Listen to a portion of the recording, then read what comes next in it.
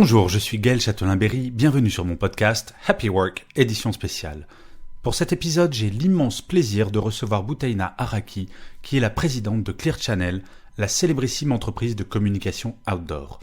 Durant cet entretien, nous allons parler de bien-être au travail, bien sûr, mais également d'égalité femmes-hommes, des confinements saison 1 et saison 2, de l'importance de la libération de la parole chez Clear Channel, d'engagement et de l'évolution du pacte qui existe entre les salariés et leur entreprise. D'une certaine manière, nous allons parler d'humanisme et j'ai adoré ça. J'espère que vous passerez un bon moment en notre compagnie. Bonne écoute. Bonjour Boutaina. Bonjour. Merci beaucoup d'avoir accepté mon invitation. Alors, comme d'habitude, je vais vous présenter rapidement. N'hésitez pas si vous souhaitez rajouter quelque chose par la suite ou si je me suis trompé à me corriger. Donc, vous êtes diplômée de l'EDEC en 1995 et vous commencez votre carrière en tant que consultante chez Cartesis avant de rejoindre en 2002 le groupe Canal+ en tant que directrice de la comptabilité et du reporting. Bon, à ce stade de votre carrière, cela nous fait déjà 2 points communs, le groupe Canal+ où j'ai travaillé ainsi que notre école de commerce. Mais revenons à vous. Vous devenez en 2007 directrice financière du groupe La Martinière et en 2009, vous intégrez le monde de l'affichage en devenant directrice financière de CBS Outdoor avant d'occuper le même poste chez Clear Channel en 2011 et d'y rester depuis en occupant différents postes jusqu'à en devenir en février 2020 la présidente. Donc déjà, félicitations à vous pour cette nomination. 2020 sera une belle année pour vous et je pense que vous n'êtes pas si nombreux et nombreuses que cela, même si j'imagine que pour l'entreprise de médias outdoor que vous êtes, l'année ne doit pas être extrêmement simple. Pour situer Clear Channel pour les auditeurs, Clear Channel France, vous êtes une filiale de Clear Channel Outdoor Holding, l'un des acteurs majeurs de la communication extérieure dans le monde avec plus de 450 000 panneaux et écrans digitaux dans 31 pays d'Asie, d'Europe, d'Amérique latine et d'Amérique du Nord qui touchent pas moins de 1,5 milliard de personnes par mois au travers de 4 continents. Alors, voilà ma première question après cette longue introduction.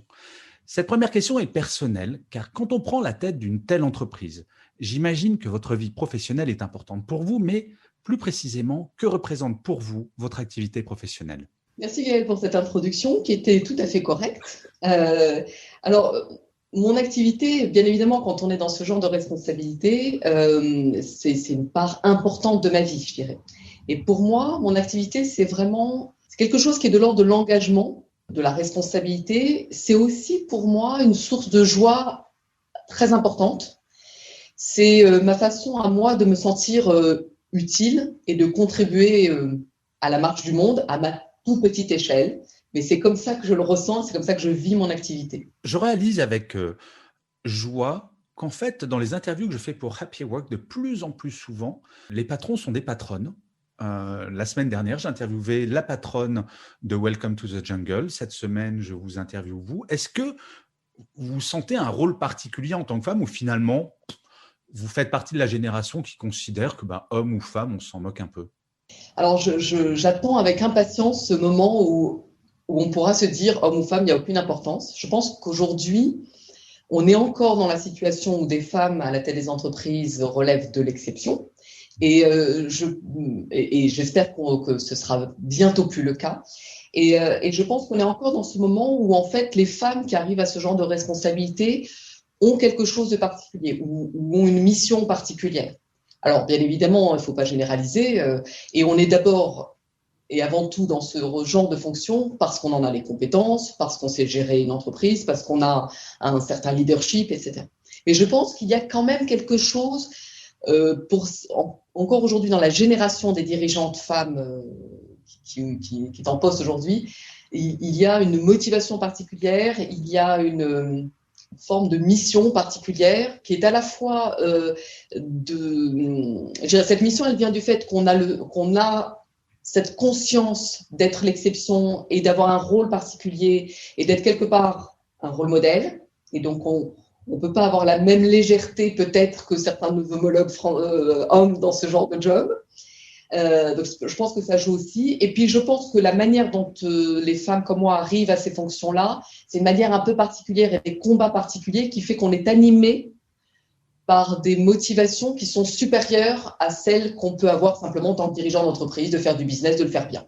Et ces motivations, elles sont souvent d'ordre sociétal, elles sont d'ordre Voilà, ça se rapporte à des choses comme de la justice, comme des notions d'équité, des notions de contribuer à faire un monde meilleur et pas juste de faire du business. Alors, je généralise, j'ai horreur de ça en général, et je pense qu'il y a quelque chose de cet ordre-là chez les femmes dirigeantes aujourd'hui, du fait de la disparité entre hommes et femmes.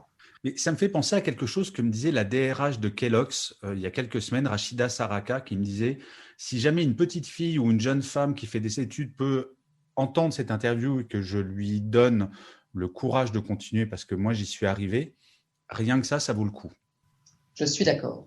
Alors, on va revenir sur le sujet du podcast, qu'on va quand même parler de bien-être, même si on est dans une période un peu troublée.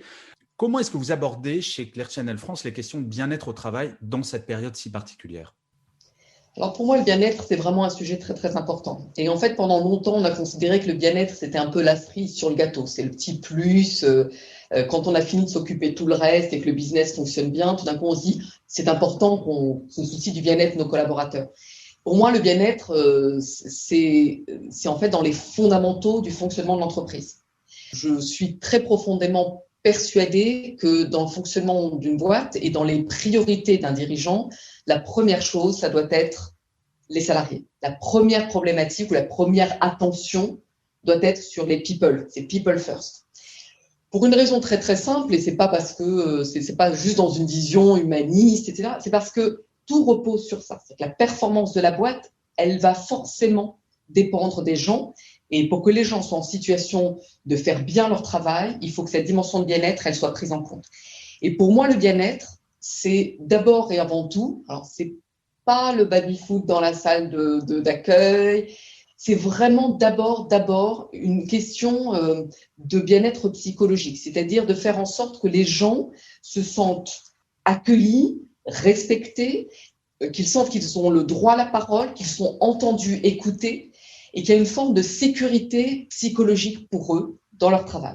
Pourquoi c'est la base ? Parce que d'abord, c'est la base pour la santé psychologique des collaborateurs et c'est essentiel. Et c'est la base parce que c'est ce qui permet de libérer l'énergie. Si on ne met pas les gens dans cet état-là, on ne leur permet pas de donner leur pleine puissance.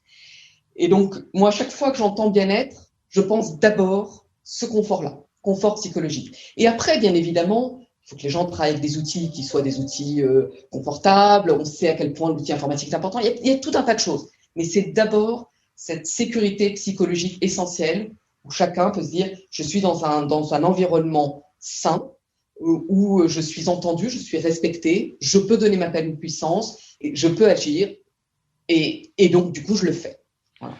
Dans cette période, ça a dû être particulièrement compliqué parce qu'on parle beaucoup, et il y a beaucoup d'études qui sont en train de sortir actuellement sur la détresse psychologique. Détresse psychologique, on ne parle pas d'un petit coup de mou, on parle de détresse psychologique de certains salariés.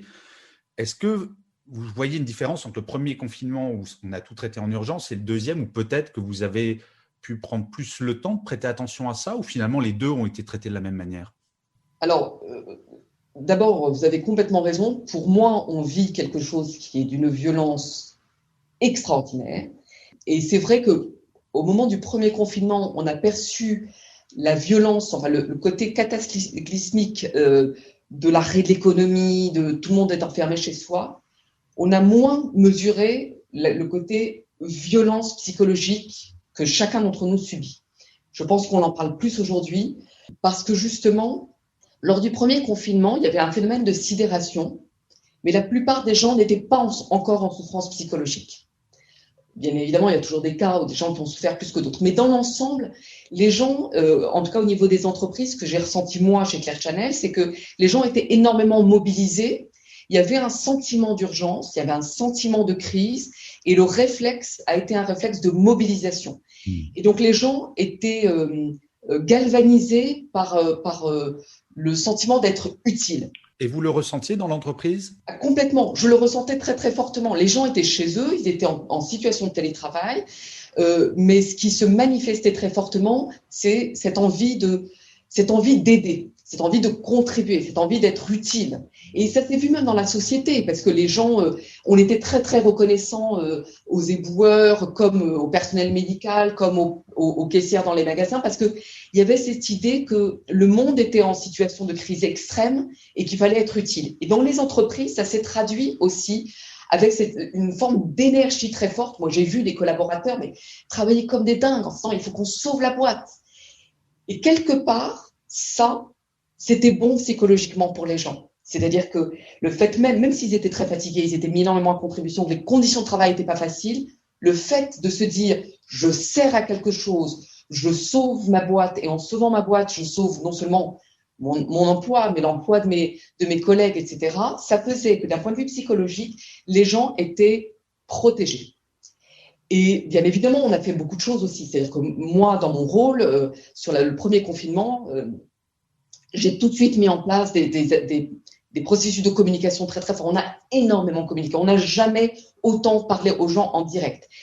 Parce que pour moi, le fait que les gens soient dispersés, chacun chez soi, coupés du lien avec l'entreprise, dans un moment de crise aussi terrible, ça me paraissait hyper important de recréer un lien d'une façon ou d'une autre. Donc, on a beaucoup parlé, on a mis en place des Teams live ouverts à tous, on a trouvé des moyens de communication, heureusement que la technologie nous a aidés, pour justement parler énormément, dire aux gens où on en était, et aussi écouter les gens, les faire parler, les laisser poser les questions pour à nouveau leur manifester qu'ils étaient importants pour nous, que leur santé mentale était importante. Ce qui est terrible, c'est que dans ce deuxième confinement, à mon sens, on est dans une situation très, très différente. D'abord, vous ne pouvez pas garder les gens dans une situation de tension très forte indéfiniment. L'humain ne sait pas faire ça, et heureusement. Et d'ailleurs, pour faire un petit parallèle, quand on voit ce qui se passe dans les hôpitaux, on sent ça aussi dans ce qui nous remonte quand on écoute les émissions qui sont faites sur les hôpitaux, etc. On voit bien, on ne peut pas maintenir un personnel aussi dévoué soit-il dans un état de tension maximale en permanence. C'est humainement insoutenable.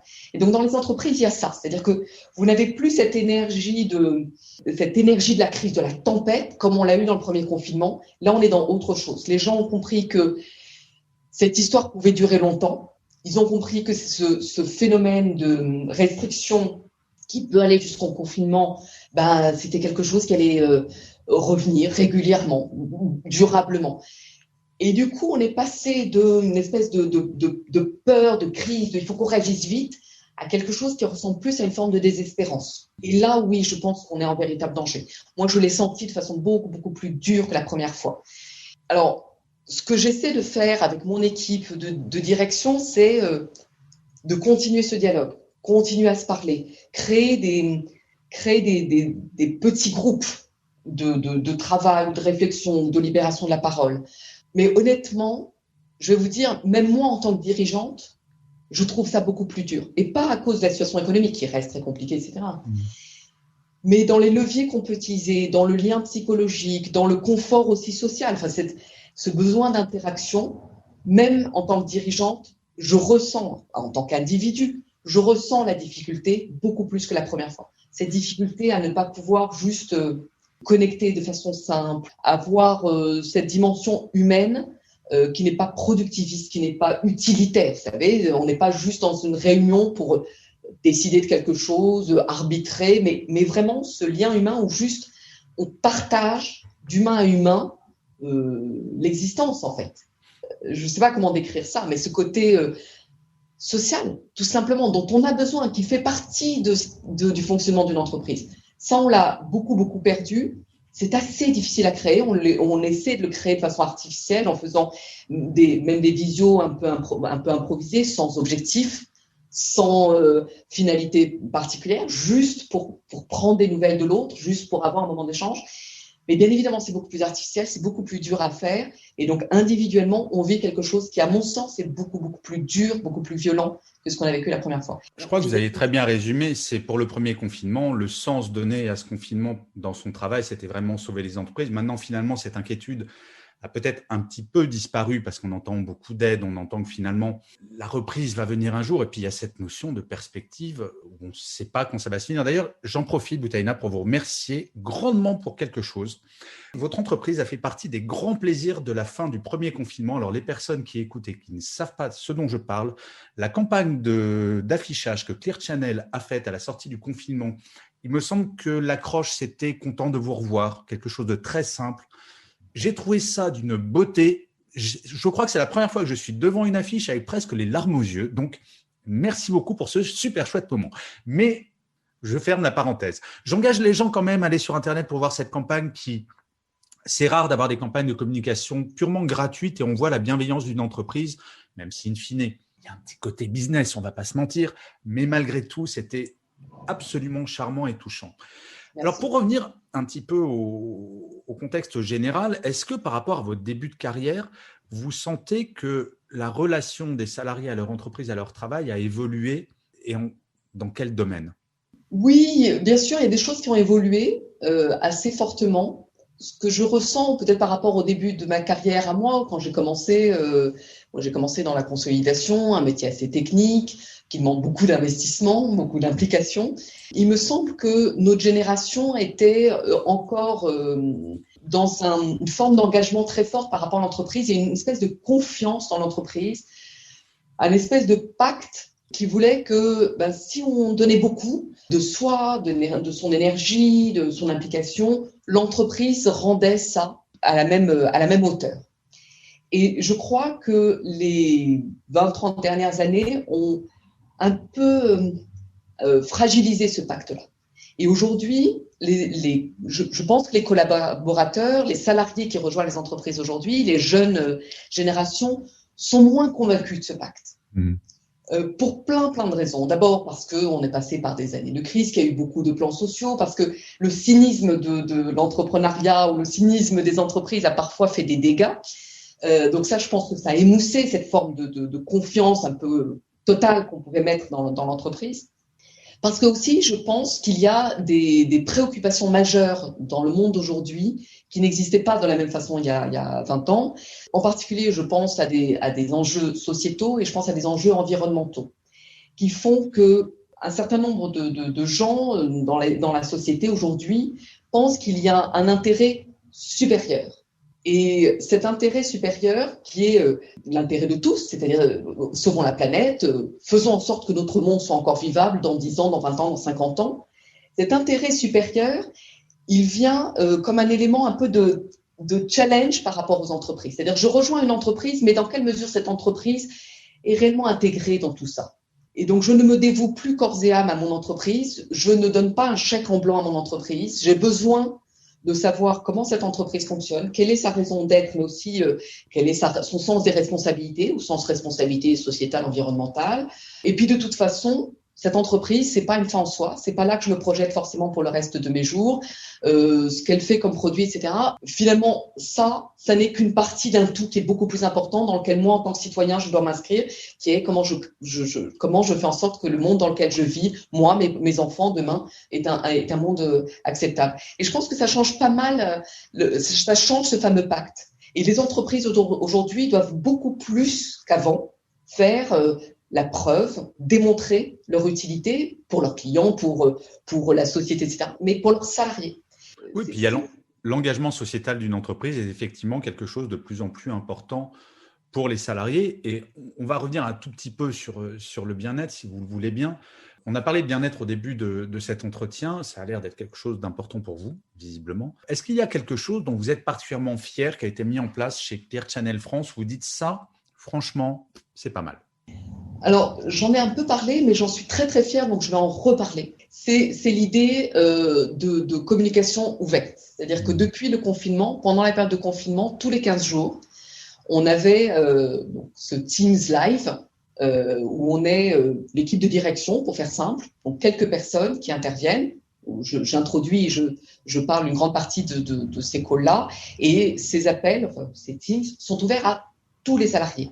Et ça dure 1 heure, 1 heure et demie, et les salariés peuvent poser toutes les questions qu'ils veulent. Bien évidemment, il y a une modération pour éviter des propos qui seraient déplacés, etc. Mais on accepte toutes les questions, elles peuvent être anonymes ou ouvertes. Et mon engagement est de répondre à toutes les questions. Comme le temps est contraint, parfois je n'ai pas le temps de répondre en séance, on répond derrière. Tous les 15 jours, on a réuni les salariés avec un principe qui est très simple, qui est un principe de transparence. On leur dit où on en est, on leur dit ce qu'on sait, on leur dit ce qu'on ne sait pas. Et on avance comme ça. Depuis juillet, on est passé à un rythme de tous les mois, parce qu'il y a moins d'urgence. Mais tous les mois, je m'y tiens. J'ai un retour qui me fait très plaisir, c'est systématiquement énormément de commentaires des salariés pour dire merci, c'est super, on apprécie, c'est vraiment très important. Et je crois que ça a énormément bouleversé la façon dont on interagissait. Vous savez, Clear Channel, on est 1000 salariés, ce qui est à la fois beaucoup et pas beaucoup, mais on est 1000 salariés dispersés sur toute la France. Donc, en gros, on a un siège social où il y a 250 personnes en région parisienne, et puis tout le reste, c'est un peu partout, dans tous les territoires. Donc, toucher ces gens-là, c'est très, très difficile. C'était très difficile. Bizarrement, depuis le confinement, en fait, c'est beaucoup moins difficile. J'arrive à parler à des gens qui sont partout en France. Et ça, c'est vraiment quelque chose de très important qui me tient à cœur, qui est apprécié par les salariés. Ça marque la confiance, ça renforce la confiance. C'est un véritable exercice d'honnêteté, de transparence. C'est pas un exercice simple du tout, mais je suis très, très fière d'avoir fait ça. Ça me fait vraiment plaisir que vous parliez de ça parce que ça revient beaucoup dans les interviews, la notion de transparence, la notion de communication. Et je crois que c'est vraiment quelque chose qu'on va garder de positif de cette période. Parce que comme vous le disiez, vous êtes passé à 1 mois au lieu de 15 jours parce qu'on était moins au mois de juillet dans une urgence. Mais effectivement, ce besoin-là a été non pas révélé par la pandémie parce qu'il existait avant. Et je parlais déjà de la libération de la parole avant la pandémie. Mais là, maintenant, ça devient une évidence. Donc, je suis absolument ravi de ce que vous dites parce que ça va vraiment dans le sens de l'entreprise de demain et on ne reviendra pas en arrière là-dessus. Nous arrivons presque à la fin de cet entretien, Boutaina. Question traditionnelle pour Happy Work. Vous allez vous transformer en gourou pendant une question. Si vous aviez un seul conseil à donner à un salarié aujourd'hui, quel que soit son niveau hiérarchique, quel serait-il ? Ah, je précise, pardon, salarié de Clear Channel ou pas de Clear Channel d'ailleurs. Je ne voudrais pas vous mettre en porte-à-faux avec certains de vos salariés. C'est vraiment un conseil générique. On est dans une période très troublée où, objectivement, beaucoup de salariés aujourd'hui peuvent s'interroger sur leur avenir et même être inquiets pour leur sort. Est-ce qu'on sera encore là ? Est-ce que mon entreprise ne sera pas amenée à licencier ? Est-ce qu'on va survivre à cette crise ? Parce qu'on a, il faut quand même se le dire, beaucoup d'industries sont en très grande souffrance. J'aurais envie de dire aux salariés, agissez en votre âme et conscience. Investissez-vous. C'est pas le moment d'être attentiste, c'est pas le moment de prendre du recul et d'attendre de voir ce qui se passe. Au contraire, prenez votre destin en main, agissez, soyez acteurs du changement. On va tous devoir changer. Toutes les entreprises vont devoir changer. On changeait déjà avant beaucoup, mais là, clairement, on va devoir changer de façon très profonde dans beaucoup d'industries. Prenez votre destin en main, soyez acteurs. Plus vous serez acteurs de ce qui se passe, et plus vous serez demain dans le nouveau Clear Channel ou le nouveau Renault, le nouveau Danone qui est en train de se construire. Voilà. Ayez confiance en vous, investissez-vous, soyez acteurs. Merci beaucoup pour ce conseil. Et pour finir, donc ça va être le moment de réflexion, puisque je vous ai demandé de choisir un mantra ou une citation que vous trouvez particulièrement inspirante. Donc, quelle est cette phrase et pourquoi l'avez-vous choisie ? Alors, j'ai choisi une phrase que j'aime beaucoup d'une autrice que j'aime beaucoup. C'est une phrase qui dit « On ne fera pas un monde différent avec des gens indifférents ». C'est une phrase d'Arundhati Roy, qui est une autrice indienne, très militante, très féministe, je dois le reconnaître. Et j'aime beaucoup cette phrase parce que je crois fondamentalement que je suis quelqu'un qui n'est jamais indifférent. Je pense que pour faire le métier que je fais, et dans d'autres aussi, mais on ne peut pas être indifférent.